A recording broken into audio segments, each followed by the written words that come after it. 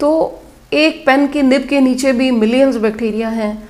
इसी तरह जो पैथोजेनिक बैक्टीरिया यानी डिजीज़ कॉजिंग, वो एक पर्सन से दूसरे पर्सन को लगते हैं। तो वो कैसे लगते हैं? सांस के ज़रिए, मुंह के ज़रिए, हाथों के कांटेक्ट के ज़रिए। जैसे ही टाइफाइड का मरीज़ अपने हाथ को साफ़ नहीं करेगा और वो उसी हाथ से ख़ुद भी खाएगा, जिस चीज़ को हाथ लगाएगा कोई और बंदा पेशेंट लगा लेगा, नॉर्मल हेल्दी बंदा भी लगाएगा, उसको वो प्रॉब्लम हो जाएगी। ये ऐसा मैं आपको फॉर्मुलेशन बता रही लगी हूँ कि जो आप टेबल टॉप पे भी यूज़ कर सकते हैं, बच्चों के टेबल पे कर सकते हैं। किचन का आपका जो डेस्क है, जो टॉप है, जो शेल्फ्स होती हैं, आप उसके ऊपर यूज़ कर सकते हैं। बिस्मिल्लाहिर्रहमानिर्रहीम। अस्सलाम वालेकुम जी, मैं हूँ doctor Shahbano. Anti microbial resistance week होता है 18 नवंबर से 24 नवंबर तक। एंटी माइक्रोबियल रेजिस्टेंस के ऊपर आज बात करेंगे और बीमारियों की बहुत ज़्यादा बढ़ने की एक सबसे बड़ी वजह उसके ऊपर बात करूँगी। एंटी माइक्रोबियल रेजिस्टेंस वीक मनाने का मकसद ये होता है कि लोगों में ये अवेयरनेस दी जा सके कि एंटीबायोटिक का गैर ज़रूरी इस्तेमाल, एंटीबायोटिक या सेल्फ मेडिकेशन, एंटीबायोटिक को बग़ैर किसी मकसद के बार बार इस्तेमाल कर लेने से आपके जिस्म के अंदर क्या तब्दीलियाँ आती हैं और वो वाले जरासीम, वो बैक्टीरिया, वायरस, फंगस जिसके लिए वो एंटीबायोटिक बनाई जाती हैं, वो एंटीबायोटिक्स किस तरह अपने आप को स्ट्रॉन्ग कर लेती हैं उन अमराज के ख़िलाफ़ कि फिर जब उन अमराज के लिए इन अद्वियात का इस्तेमाल किया जाता है तो वो उन अमराज पे फिर असर नहीं करती।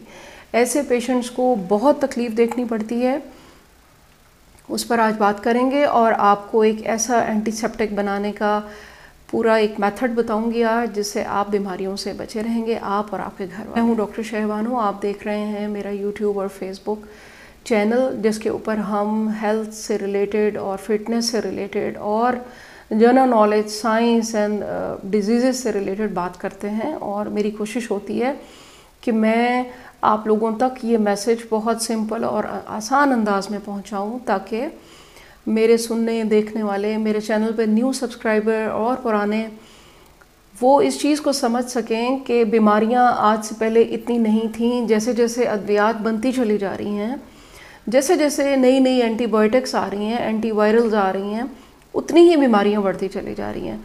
उसकी वजह ये होती है कि इन एंटी माइक्रोबियल्स का बहुत ज़्यादा इस्तेमाल, गैर ज़रूरी इस्तेमाल हमारे जिस्म में जो मुदाफ़ियती एक निज़ाम है, जो असल में बैक्टीरिया हमारे जिस्म में ये मुदाफ़ियती निज़ाम बना रहे होते हैं हमें मजबूत करने के लिए, वो बैक्टीरिया मरते चले जाते हैं इन एंटीबायोटिक से जो आप बहुत ज़्यादा इस्तेमाल कर रहे होते हैं।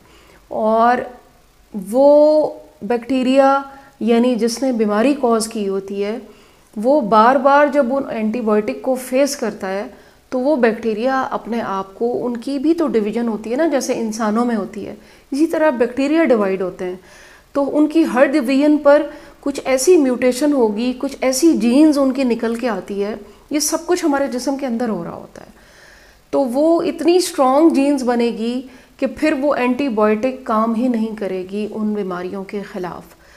ऐसी सूरत में मरीज़ को बहुत ही तकलीफ़ का सामना करना पड़ता है, सिलेक्शन ऑफ मेडिसिन मुश्किल हो जाती है, डॉक्टर्स के लिए, स्टाफ के लिए, पेशेंट ख़ुद बहुत तकलीफ़ में होता है। तो वीडियो बनाने का मकसद ये है मेरा कि बीमारियां आखिर क्यों बढ़ती चली जा रही हैं। एक तो वजह यह है कि गैर ज़रूरी एंटीबायोटिक का इस्तेमाल, दूसरे अनहाइजेनिक खाने, अनहाइजेनिक माहौल, घर का, ऑफिस का, खाने साफ़ सुथरे ना होना। और जब वो आप खाने इस किस्म के खाएंगे, कुछ इस किस्म की चीज़ें आप लेंगे, या आप टिन पैक या प्रोसेस फूड ज़्यादा खाते हैं जिनके अंदर केमिकल ज़्यादा हैं, तो वो क्या कर रहे हैं, वो आपके इम्यून सिस्टम को डाउन कर रहे हैं। जब इम्यून सिस्टम डाउन होगा, डिफेंस सिस्टम आपकी बॉडी का डाउन होगा, आपके ऊपर बीमारियां उतनी जल्दी अटैक करेंगी। जैसे ही बीमारी अटैक करेगी, आप फ़ौरन से फिर उठाकर एंटीबायोटिक खा लेंगे।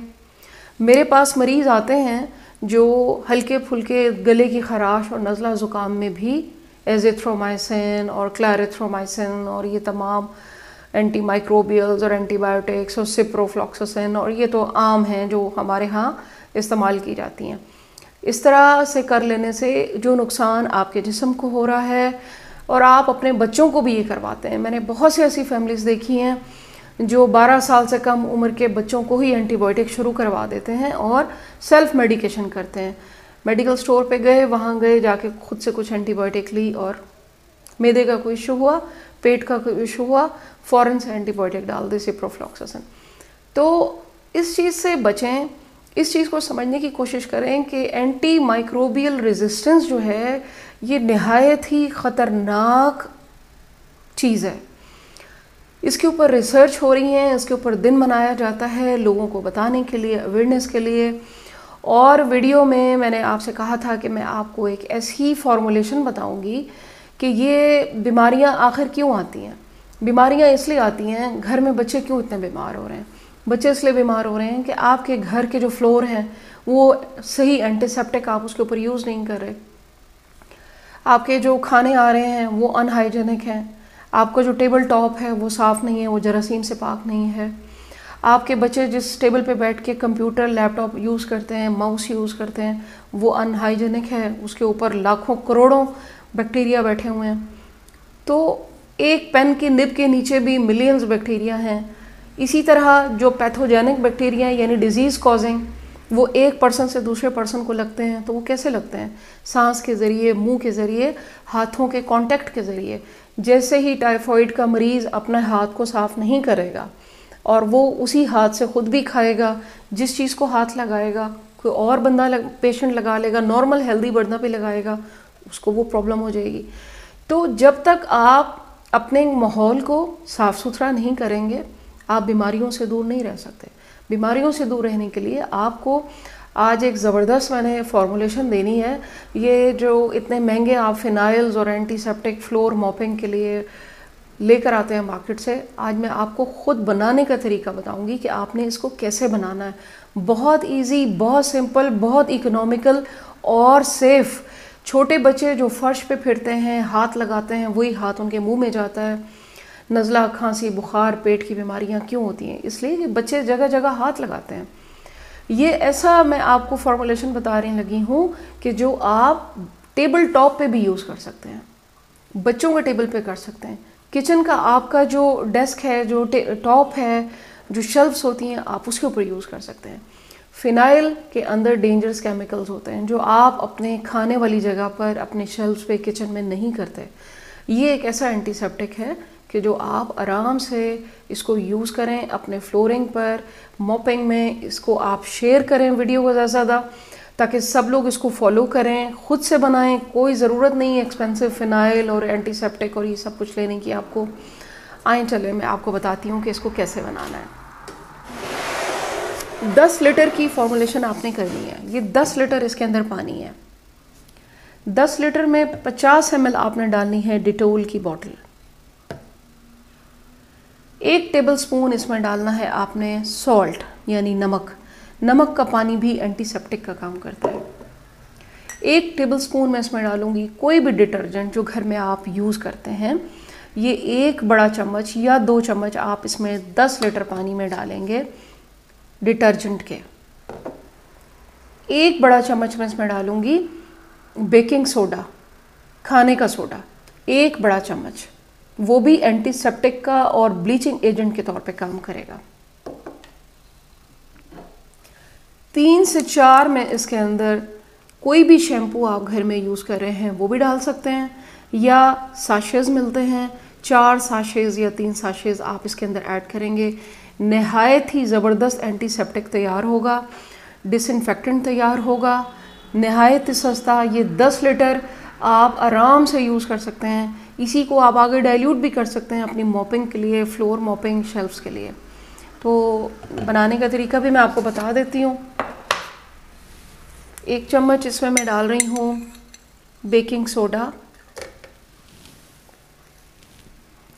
1 चम्मच इसके अंदर डिटर्जेंट, 1.5 भी डाल सकते हैं आप, और 1 बड़ा चम्मच इसमें सॉल्ट।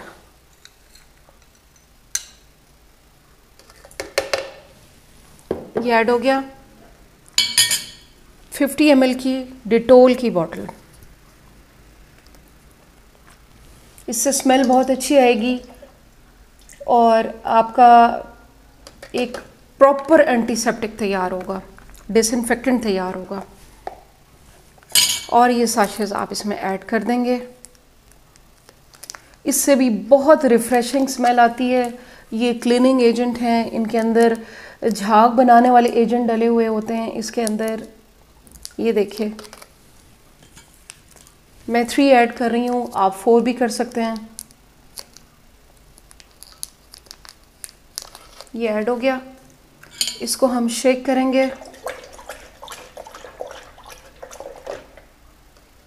ये आपका 10 लीटर डिसइंफेक्टेंट तैयार हो गया, जिससे आपने मॉपिंग करनी है, अपने फ्लोर को मॉप करना है, घर को साफ़ सुथरा रखना है, ताकि आप बीमारियों से बच सकें।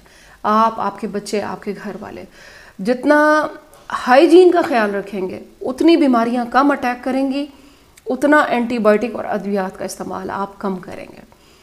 आज की ये वीडियो थी पब्लिक मैसेज मेरा, इसको ज़्यादा से ज़्यादा शेयर कीजिएगा और दुआओं में याद रखिएगा। चैनल पे अगर आप नए हैं तो आपने सब्सक्राइब करना है, बेल आइकन को जरूर प्रेस करना है। Thank you very much. अल्लाह हाफ़िज़।